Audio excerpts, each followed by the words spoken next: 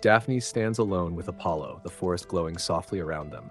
She searches her memories, grasping for even a single moment when she might have loved him, and finds nothing. How could she have ever loved someone so dreadful? She tells herself this emptiness is his fault.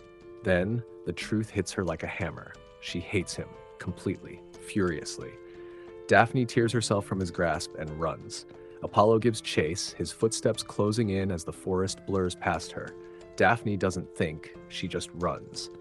Escape is the only thing left in her mind. She doesn't see the thorn bush until it's too late. She stumbles. Just before she hits the ground, strong arms catch her. Apollo lifts her effortlessly, concern slipping into his voice as he asks if her feet are hurt. That's when Daphne realizes it. The thorns are gone, destroyed. She must have used his power before her foot ever touched them. And yet, she feels nothing. No warmth, no love, not even a flicker. Confused and furious, she demands to know why he's treating her like something precious, like a lover. She orders him to put her down. She has to return to her mistress. She struggles, but it's useless. His grip is unbreakable. So Daphne changes tactics. She warns him that someone might see them. Apollo only smiles. This is his realm, he reminds her. What exactly does she fear? Daphne still can't understand how she ended up here.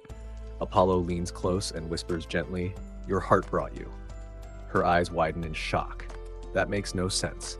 She demands to be put down again, insisting she never asked Artemis for permission to leave. She shouldn't even be here. Apollo knows the truth. If he lets her go now, she will never return. So he tells her what awaits her if she does. Daphne refuses to believe him. She places her faith entirely in Artemis's mercy. That's when Apollo drops the truth. The moment Daphne stepped into his domain, the goddess of the moon marked her as a betrayer. If Apollo sent her back like this, Artemis would kill her without hesitation. Then he softens his voice and tells her not to worry. There's no need to return at all. Apollo promises to take Daphne to his realm instead, where she will live with him forever. Within his sanctuary, Apollo brings Daphne to the easternmost land he rules. He speaks of a dream, one where Daphne wanders endlessly, searching for him, unable to find the path to his palace. In the dream, he aches to run to her, to pull her into his arms and comfort her. The memory, he says, still hurts. Daphne listens in disbelief. Apollo is the god of prophecy, so how could he suddenly claim to have fallen in love with her overnight? For years, he toyed with her emotions, treating her feelings like a game, so why now? Apollo reminds her that she came here by her own will. She was found in the forest of his domain. Daphne snaps back that she would rather return and face Artemis's punishment. Apollo calls it nonsense. If she truly stood before Artemis, he says, she would never dare say something so foolish. He steps closer, closing the distance between them, holding her as though she belongs there. Daphne insists something must have happened. There's no other explanation for his sudden change. Apollo admits it plainly. He knows he wronged her. He knows his past actions made her resent him. Then he tells her to stop clinging to her old devotion, to forget her former master. Daphne refuses. Artemis's domain isn't bound by land, she says. As long as her heart remains with Artemis, she belongs to her. That bond cannot be taken.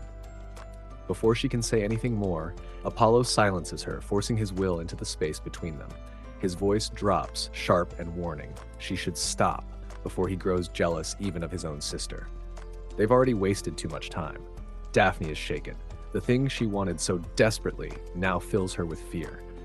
And in that moment, her confusion turns to fury. For years, Apollo treated her cruelly, amused by the devotion of a nymph who had sworn chastity to his sister. He watched her struggle, intrigued by her restraint. Now he dares to call this love. Daphne snaps back that the one ensnared by the night goddess was him, not her. For the first time, Apollo pauses. Silence hangs between them, heavy, uncomfortable. Then, as if nothing happened, Apollo lifts Daphne into his arms and carries her to the balcony.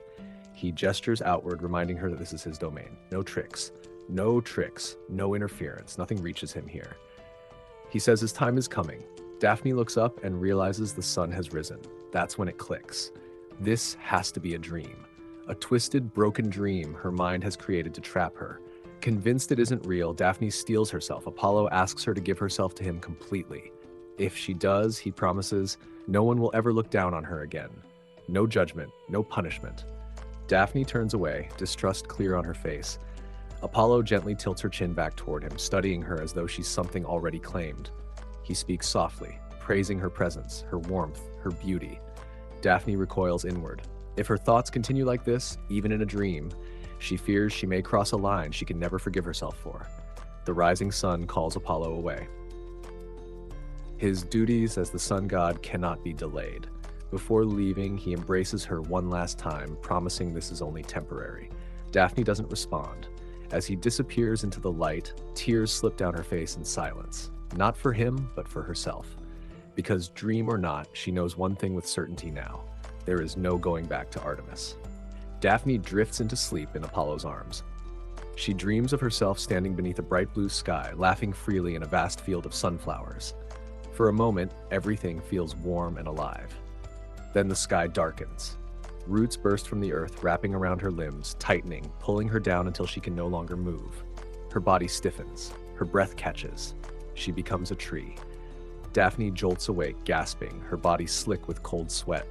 The sunflower field was only a dream, but Apollo's presence, the balcony, his words, his touch, was not. The sun is already sinking. That means Apollo will return soon. Panic sharpens her thoughts. She has to leave now. Wrapped in the blankets left behind, Daphne searches for her clothes, but they're gone. Nowhere in sight. For a moment, she considers asking for help, but the thought dies instantly. Everyone here serves Apollo. Everyone fears him. No one would risk defying their god for her.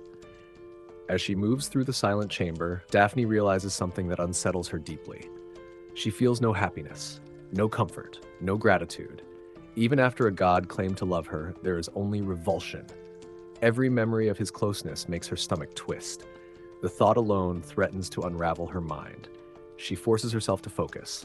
She finds a length of red drapery folded over a chair and wraps it around herself like a dress. It will have to do. Daphne runs. The corridors stretch endlessly, twisting and repeating as if the palace itself is watching her. The last light fades from the windows. Night falls. Her heart slams in her chest. She stumbles, trips over the fabric, and crashes to the floor.